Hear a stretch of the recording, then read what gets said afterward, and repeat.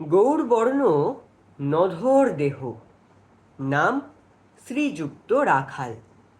জন্ম তাহার হয়েছিল সেই যে বছর আকাল। গুরুমশায় বলেন তারে, বুদ্ধি জেনে একেবারে দ্বিতীয় ভাগ করতে সারা 6 মাস ধরে নাকাল।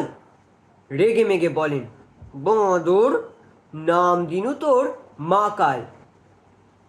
নামটা শুনে ভাবলে প্রথম বাঁকিয়ে যুগল ভুরু, তারপর সে বাড়ি এসে নৃত্য করলে শুরু। হঠাৎ ছেলের মাতন দেখি, সবাই তাকে শুধায়, এ কি? সকলকে সে জানিয়ে দিল, নাম দিয়েছেন গুরু। নতুন নামের উৎসাহে তার বক্ষ দুরু দুরু। কোলের পরে বসিয়ে দাদা বললে কানে কানে, গুরুমশাই গাল দিয়েছেন, বুঝিস নে তার মানে? রাখাল বলে, কক্ষনো না, মা যে আমায় বলেন, শোনা, সেটা তো গাল নয়, সে কথা পাড়ার সবাই জানে। আচ্ছা, তোমায় দেখিয়ে দেব, চলো তো ওইখানে। টেনে নিয়ে গেল তাকে পুকুর পাড়ের কাছে। বেড়ার পরে লতায় যেথা মাকাল ফলে আছে।